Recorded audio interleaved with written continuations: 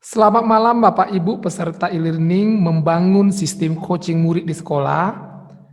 Pada pertemuan kali ini kita akan membahas modul 04 yaitu modul adversity quotient. Baiklah Bapak Ibu, saya akan men-share materi kita salin dia pada materi adversity quotient atau kecerdasan tahan uji.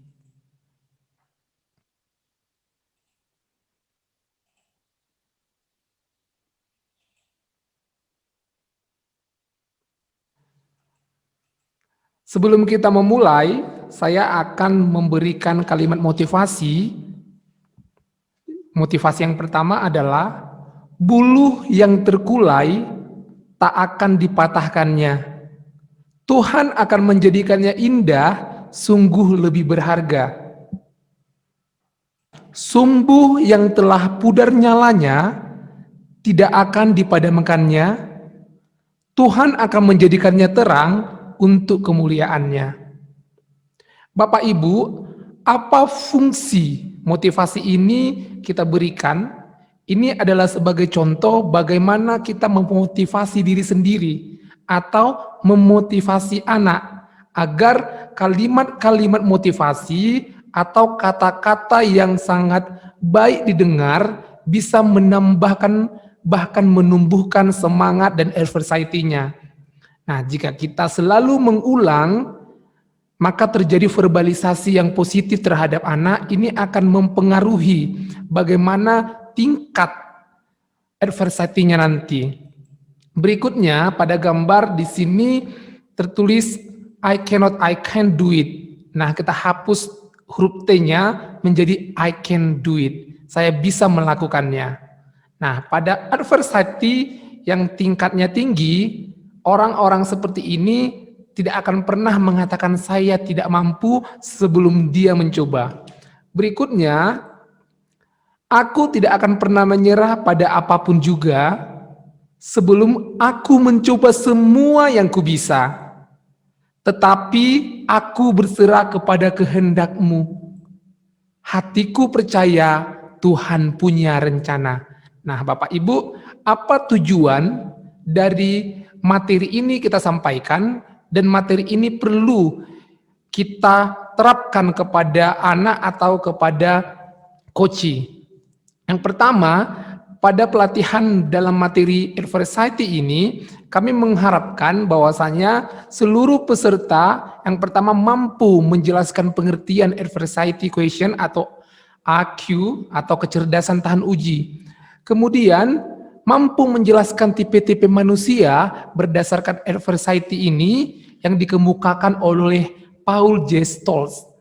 Berikutnya, kita mampu melatih diri sendiri dan mampu melatih orang lain untuk meningkatkan IQ-nya. Nah, Bapak Ibu, itulah tujuan kita pada materi yang keempat, modul keempat yaitu kecerdasan tahan uji. Nah, sebenarnya Bapak Ibu, apa itu adversity? Kalau kita lihat di layar, di sini ada tanah lahan yang tandus, kemudian ada bunga yang tumbuh bertahan hidup, kemudian bahkan tumbuhan tersebut, bunga ini berbunga.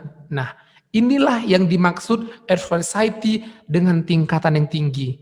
Jadi, adversity itu adalah bagaimana kemampuan seseorang untuk bisa bertahan hidup ketika masa-masa sulit dalam kehidupannya itu ia hadapi. Bahkan dia mengubah permasalahan itu menjadi sebuah tantangan. Bahkan di masa sulit itu, orang dengan adversity yang tinggi, dia akan bisa menghasilkan sebuah karya. Seperti yang tampil pada gambar ilustrasi di layar, bahkan bunga ini bisa menampilkan atau berbunga dengan bunga yang sangat indah di tanah yang tandus. Itulah ilustrasi tentang adversity dengan adversity level yang tinggi. Nah, menurut Paul Gestalt tersebut, adversity ini manusianya dibedakan dalam 3 kategori manusia. Itu ada quitters, kemudian campers, dan climbers. Nah, untuk quitters atau orang yang berhenti mendaki ini adalah ciri-ciri orang yang berhenti untuk berjuang. Kemudian Yang kedua adalah tipe manusia atau level campers atau orang yang berkemah. Dia merasa puas dengan apa yang sudah ia miliki. Kemudian ada tipe climbers atau tipe pendaki sejati. Orang dengan tipe atau level adversity yang ketiga ini adalah orang-orang yang selalu berjuang. Dia tidak mau puas dengan apa yang sudah ia raih. Dia selalu memiliki goal atau memiliki tujuan yang baru dalam kehidupan yang ingin ia raih. Nah, bagaimana ciri-ciri manusia pada 3 level atau 3 kategori manusia menurut adversity? Yang pertama, kita bisa melihat dari gaya hidupnya, yaitu quitters atau orang yang berhenti mendaki ini. Nah, orang yang tipe pertama atau level paling rendah dalam adversity question ini adalah terjadinya kemunduran dalam kehidupannya sehari-hari. Jadi kita bisa melihat, kita bisa mengobservasi, kita bisa mengamati orang-orang di sekeliling kita dengan tipe-tipe seperti ini. Kemudian orang-orang yang quitters ini, yang berhenti mendaki ini adalah orang-orang yang selalu menghindar akan kewajibannya. Ada sikap iri hati yang ditampilkan ketika dia frustasi, kemudian mencari pelarian. Level terendah pada adversity ini adalah bahkan lebih parah, dia berusaha atau mengakhiri hidupnya atau bunuh diri, Bapak Ibu. Berikutnya, gaya hidup dari orang dengan level kedua ini menurut adversity, yaitu orang ini adalah orang-orang yang sudah merasa puas dengan apa yang dimiliki. Contoh, saya sudah menjadi seorang pegawai, mendapat penghasilan, udahlah, seperti itu. Mereka akan menampilkan sikap-sikap yang seperti itu. Kemudian mereka merasa lelah untuk mendaki, kemudian menganggap prestasinya sudah cukup. Saya sudah menjadi seorang guru, saya sudah sertifikasi, saya rasa ini sudah cukup. Nah, inilah tipe-tipe orang yang level yang sedang pada adversity atau kategori campers ini, Bapak Ibu. Berikutnya adalah gaya hidup yang ketiga, yaitu pendaki sejati atau climbers. Nah, bagaimana orang climbers ini bisa kita amati ciri-cirinya? Orang ini adalah dia selalu mencari solusi ketika ada masalah. Saat jatuh mereka introspeksi diri. Kemudian mengubah permasalahan itu menjadi sebuah tantangan dan dia akan belajar dari permasalahan-permasalahannya sehingga terjadi pribadi yang sangat bijaksana atau pribadi yang matang. Nah, kita mengharapkan peserta pelatihan ini masuk ke dalam kategori yang ketiga atau level paling tinggi pada adversity.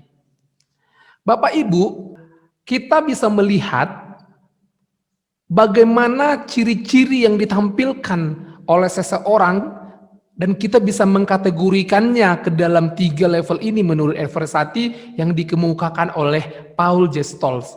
Nah, Bapak Ibu, dimensi orang dalam adversity question menurut Paul tersebut adalah terdiri dari 4, Bapak Ibu, atau disingkat dengan CO2RE atau core. Pertama itu adalah kontrol. Kontrol ini adalah kendali, kemampuan seseorang dalam mengendalikan dan mengelola sebuah peristiwa yang menimbulkan kesulitan di masa-masa yang akan datang. Kemudian kendali diri ini akan berdampak pada tindakan selanjutnya atau respon yang dilakukan individu yang bersangkutan.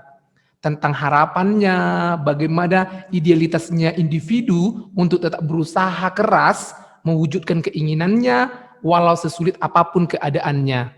Inilah untuk dimensi kontrol. Berikutnya, dimensi yang kedua itu adalah origin atau dimensi ownership. Origin ini adalah asal-usul, kemudian ownership adalah pengakuan. Ini berbicara tentang sejauh mana seseorang mempermasalahkan dirinya ketika menghadapi suatu kesulitan. Dan sejauh mana seseorang mempermasalahkan orang lain atau mempermasalahkan lingkungannya menjadi sumber kesulitannya atau menjadi kegagalannya.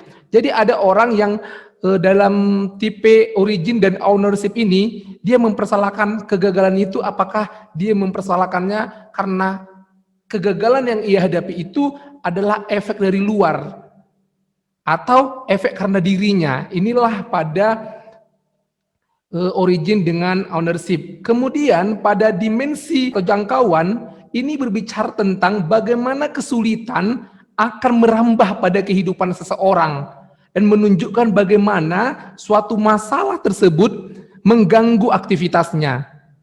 Nah, berikutnya pada dimensi atau daya tahan ini Bapak Ibu, ini adalah bagaimana seorang individu itu atau seseorang tersebut bisa memiliki ketahanan yang mantap ketika menghadapi sebuah permasalahan. Bagaimana dia tanggap atas masalah-masalah yang ia hadapi. Sehingga pada aspek ini dapat dilihat berapa lama kesulitan yang ia hadapi tersebut berlangsung. Dan bagaimana penyebabnya nanti, penyebab kesulitan tersebut kepada dirinya. Hal ini berkaitan dengan pandangan individu terhadap kepermanenan atau temporerkah kesulitan yang berlangsung, kemudian efek dari aspek ini bagaimana harapan tentang baik buruknya keadaan di masa yang akan datang. Makin tinggi daya tahan seseorang, makin tinggi kemampuannya untuk menghadapi permasalahannya. Nah, demikian Bapak Ibu untuk materi kita kecerdasan adversati yang dicetuskan oleh Paul Gestalt. Berikutnya Bapak Ibu dan menganalisis sebuah video. Ini videonya sengaja saya buat dari potongan video kartun Bapak Ibu. Ini kita juga bisa memotivasi anak lewat video dan sebagainya untuk meningkatkan kecerdasan adversity-nya. Nah, kemudian kami mengharapkan Bapak Ibu bisa mengevaluasi, bahkan bisa melihat, menganalisis video tersebut. Apakah dalam video tersebut si pemeran utama ini memiliki kecerdasan level 1, level 2, atau level 3 berdasarkan adversity? Apakah masuk ke dalam fighters, campers, atau climbers? Kemudian Bapak Ibu, ketika seseorang menghadapi masalah dan seseorang ini berhasil menyelesaikan masalahnya, maka hal ini bisa mempengaruhi dirinya nanti ketika menghadapi masalah lain. Sehingga ketika datang masalah baru, ada rasa kepercayaan diri dia untuk menghadapi masalah tersebut dan dia merasa mampu. Bapak Ibu, kita sudah berada di penghujung kegiatan kita pada malam hari ini. Saya mohon maaf apabila ada kata atau sikap atau perbuatan yang tidak berkenan di hadapan Bapak Ibu. Saya sebagai narasumber mohon maaf. Selamat malam.